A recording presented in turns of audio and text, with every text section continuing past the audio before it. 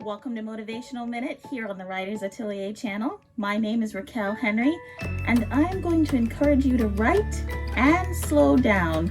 And incidentally, this happens to be a 60-second video. It's the holiday time, which if you know me at all, you know it's my favorite time of the year.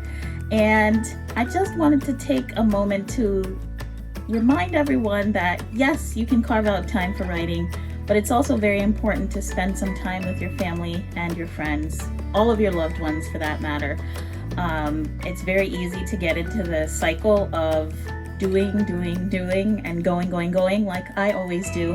And of course we want to get our writing done, but there's nothing like a little bit of a reset and some downtime to get you back into your writing routine.